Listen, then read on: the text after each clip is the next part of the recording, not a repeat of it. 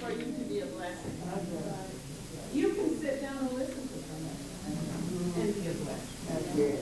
You know, you can speak to somebody in the morning, and that's a blessing. You know, so it comes in small things. It doesn't have to be grandiose. It doesn't have to be big. The kinds of things that you do to be a blessing to them. You just accompany someone, give them moral support. You know, that's a blessing. So be a blessing to somebody, and do the best that you can do. If you decide that this is my goal and I want to accomplish this, be the best that you can be at trying to achieve that on your job. Do the best that you can do. Now, all people are not A students. All people are not college material. Not everybody needs to necessarily go to college to be successful. You know, don't let anybody tell you that. Okay? You can be successful without that.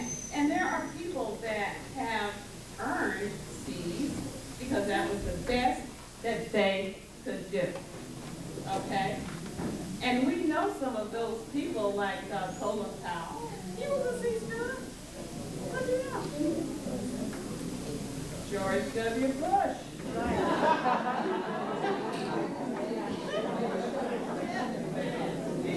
Even a D. Okay? So, you know, grades aren't everything. But if you are doing the best that you can do, that's it.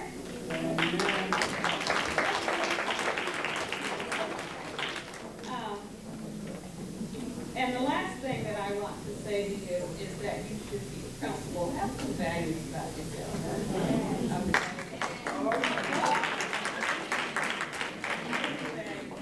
And stand for something.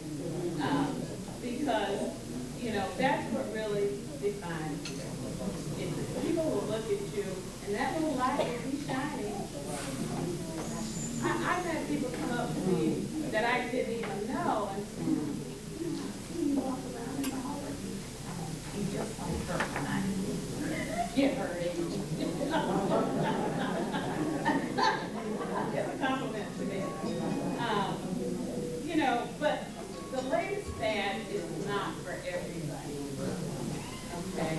So just be principled, have some values, and I'm very humbled and honored to be with an extraordinary group of people here today, honorees, and I'm deeply humbled by this organization, Cadet and the Perfect Blend, in honoring me today, because what I do is not to be honored here on earth. Let me tell you, I want to get up there. But I want to help. I think that when you are in a position, and I'm in a position where I can help people, and I have always tried to help people, that's what we have to do. We have to shepherd people, and we have to bring them up, and we have to help them.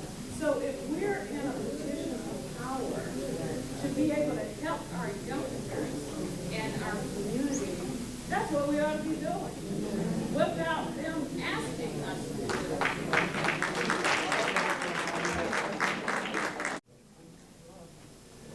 Good afternoon. Good afternoon. To God be the glory.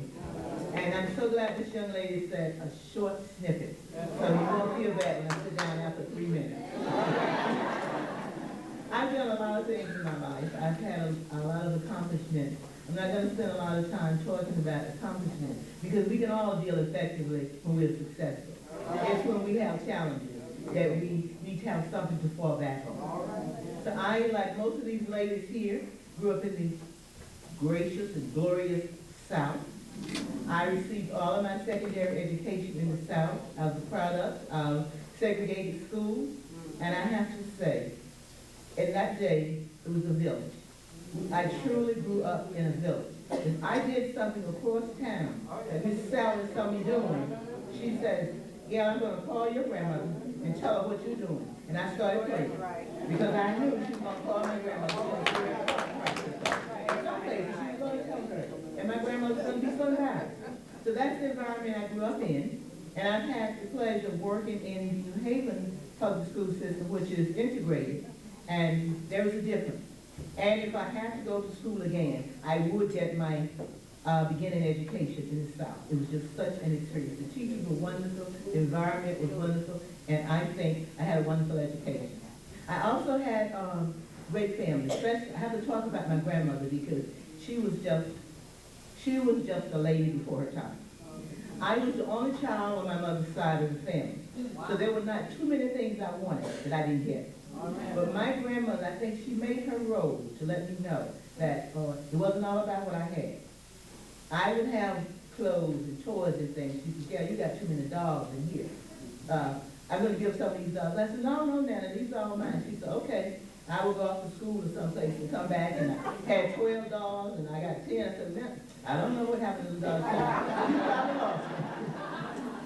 That's the way she was. And she always told me to think about others. Don't take everything for yourself.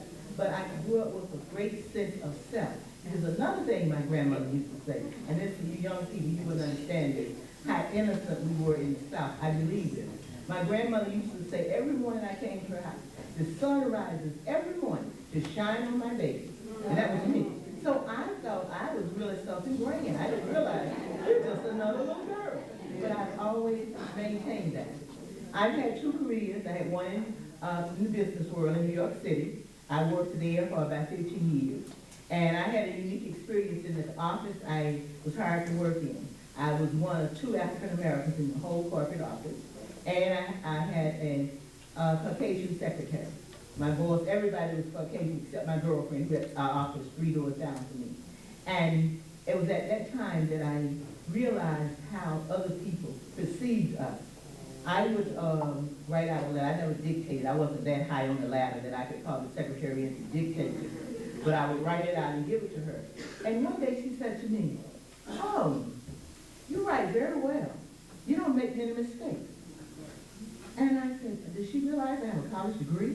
And I just didn't get off the train and say, I think I'll work it today. But it was that mentality that, you know, you work well. Then I got a little promotion and I became like a traveling personnel administrator. And this is when I really understood discrimination. I grew up in an all-black setting. That's all I knew. No one discriminated against me because we were all black. And that's all we knew. But when I came to New York, it was different. I remember one time I went to, this was just Williamsport, Pennsylvania, to do a benefits presentation. Before I got back to my hotel, my boss, Mr. Bernstein, was on the phone. He said, Jones, they called, and they had a lot of questions. They just wanted to make sure that the little girl knew what she was talking about. And that was the exception. I said, well, this is how we were received. When I left that company, they were calling for the little girl to come do benefits presentation with the airport. So now I went in with my education, educating and New Haven. I always said if I wanted to be an educator, I wanted to work in the neighborhood, and I hope I don't offend anyone when I say this, but I wanted to work with children who look like me. Amen. So I started at Woodbury Cement, and most of those kids looked like me. It was a wonderful experience with those kids, and I found that I started treating them the way I was treated when I was in elementary school. And I was in middle school for a while, and I really appreciated that opportunity. Then I went to high school, and this is where my mentoring came in, because I was working with young ladies and young men who were getting ready to go out in the world. Either you were going to go to trade school, you're going to go to college, or you're going to get a job. And there are certain things that you can and cannot do to be successful. And this is what I try to instill in them. Always feel good about yourself. Don't let anyone make you think you're any less than you are, because you're not defined by the car you drive, the clothes you wear, or the money that's in your bank account. So don't let anyone tell you if you're not making $100,000 you are nobody. So that's one thing I instill in them. And I also talk to my young people about how they present themselves. Be respectful. You want people to respect you, you respect them. You let them know, I'm about something. And the last thing is the mentoring part and the looking back. Move ahead, but don't forget the people behind who are left behind. Because no one in this room got to where they are today without someone's help. Grandmother, father, something. Someone helped you. So look back and pull someone else along with you. And I tell them about a job, and this is very important to me because I can't remember a day of going to work, especially in education, that I didn't want to go. Find something that you're passionate about. If you're passionate about it, you'll never work a day in your life. Don't take a job, well, that job pays a lot of money. Because that's what my kids say, Miss Jones, I want a car, I want this, I want that, so I gotta have a job that's paying a lot of money. And they get those jobs. If you don't like the job, you're not gonna do well performing, and you're not gonna succeed on the job. So find something passionate that you really like, and do the best you can, and don't forget to look back to the ones who are still behind, needing someone to help. I wish all of you success. Keep God in your life, and God bless you.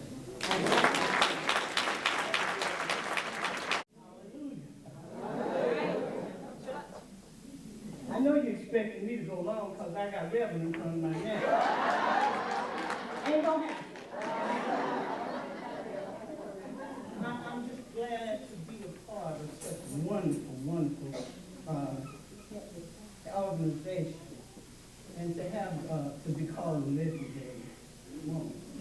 But I really don't deserve that, because all that I am, I owe it all to him. And then, there's some people out there that I owe it all to, and they call St. Stephen's AME Zion Church in Dallas. And they are number one in my world and in my life. And I just want to tell you just a little bit about me. I was born in the South too, but I don't know, I miss all the good stuff. I'm an only child, and I was a spoiled child. And I didn't have sisters and brothers, but my aunt knew I needed somebody to help me. So she gave me all of her children for my sisters and brothers. All right. And Lord, did I need them. But I have been in the ministry now for 20-some years.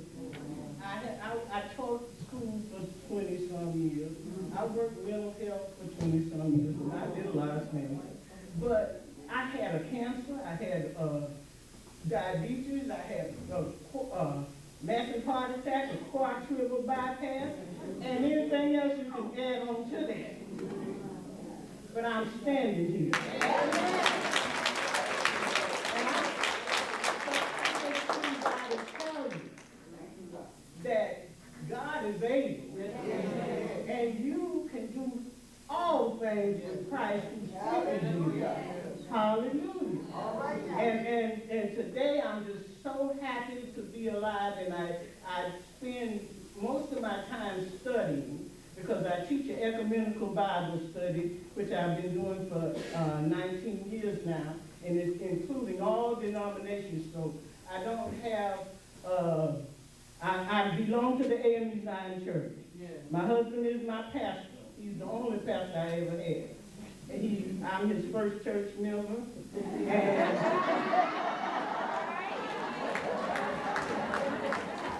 it's good to be first sometimes, not always. So I want you to know that you can do all things. And I wrote a book, and it's called I Look for Miracles Like Other People Look for Miracles. And just because I'm standing here, you know that's right. That's all right now. And I want you to know that this organization is a wonderful organization, and I thank you for even thinking about me. And St. Stephen's, you are me. And all the rest of you, my father's children, know that you know. Oh yeah, and I got a grandbaby back there. Only baby been here today. and my daughter, I should say daughter-in-law, but we don't have in-laws in our family. We have all daughters and sons. So that's my daughter and my grandbaby back here. And I want you all to pray for her. And thank you, thank you, thank you. And I'm going to close with one little thing. I want you to raise your hand. Now, it's choir in the South called the Mississippi Mass Choir. And it sings a little something like, walking in the light. Yeah. All right now. Beautiful light. Yeah. Oh, ain't it wonderful?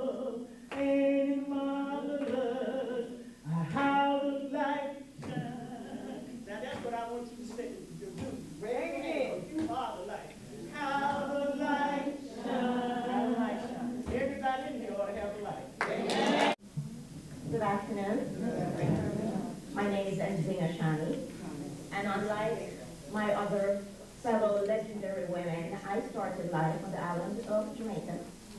And one of the benefits of having been a colony, a British colony, is that those of us who were born before 1962 could go to England and anywhere in Europe to study at virtually no cost. And so I was one of the beneficiaries of that. I want to tell you briefly 3 key things today, and I'm speaking mostly to our young people and to our older folks, because I want to hold up great-grandparents, because those are people who shaped me. It wasn't my mother and father. It was my great-grandparents. And when I was born, they were well in their 80s. So I have an affection for older people. I want to talk about education briefly, core values, and civic engagement, giving back, sharing. And this is why I am so admiring of Jeanette Sykes and her committee and this Perfect Blend group for involving young people, because without our young people, we're nowhere. We need to bring along the next generation, because we hear a lot about what happened in the olden days and how things have fallen apart. And I think the reason why is because we need to always bring our young people and coach them and teach them and tell them what is important. So I want to talk about education. It is the core of our success. No one really gets it. I'm not talking about college degrees. I'm talking about having the understanding of how life works, being able to have a skill so you can earn a living and provide for your family,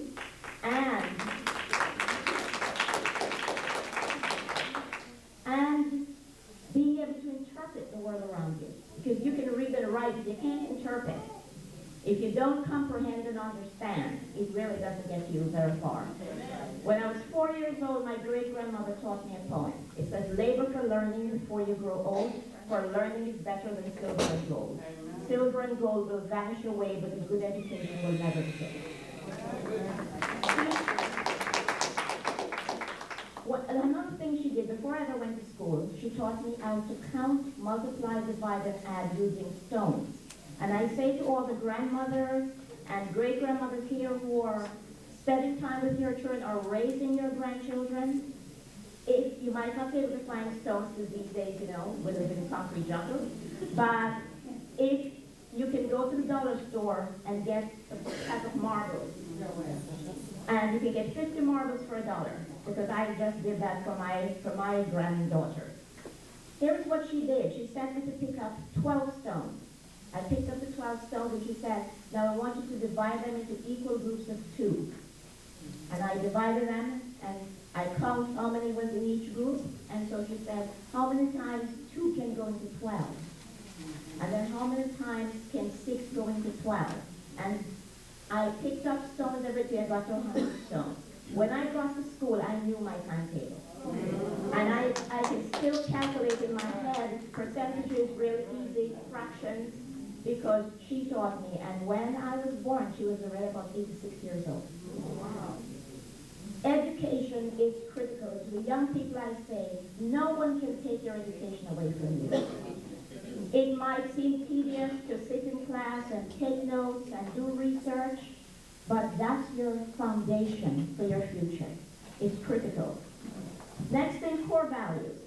You know, we worry today, especially in Greater New Haven, so many of our young people sometimes go off the wrong way. They're easily influenced by older children who are, you know, seem to have something they don't have.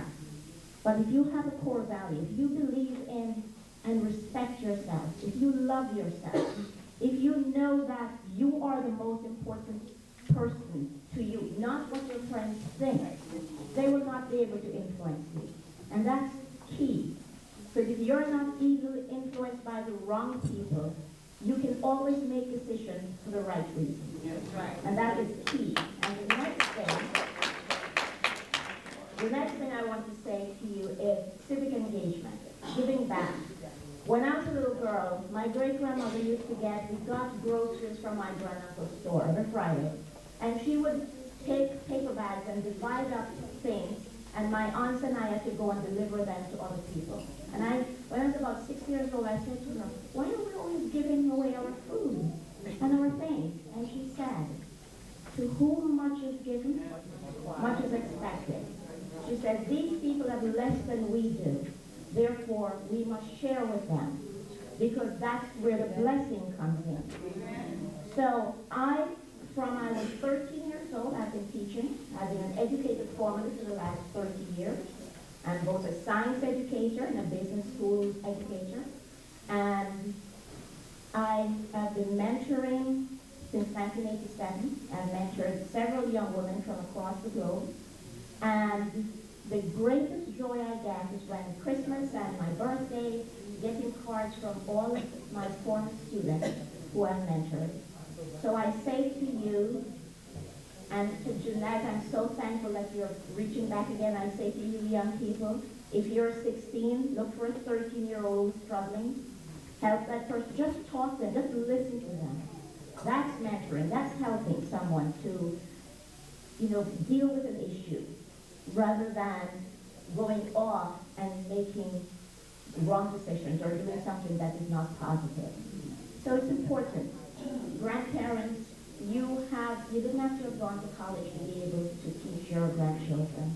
If you just teach them how to be honest and decent people, if you teach them how to make good decisions or to talk to other people, how to say please and thank you, that's an education. So, and core values, remind them every day the importance of doing what is right, what feels right inside. And reaching back, take someone else's hand and take them with you to a positive place. And I thank you for your time. Thank you. What a panel. Wasn't they great? Oh, man, this is fun. Yeah. See what we have right here in our own community? That's why when I started 2007, I was saying 2 lines and then we're done. That I saw the Oprah Winfrey when she did the legendary weekend, and I said, wow, we need to have this in our community. I saw that, it was passionate to me. I called some friends up. I said, it needs to be birthed next year. I was calling them. I think they stopped listening to my messages because I was so inspired. And I had it running in 6 months. So you can do it. And that's been going since, 6 years now. And it's been growing and growing ever since. So it certainly is, look for your passion, continue to be inspired. We're going to continue to connect. When you have a link and it connects, it cannot be broken.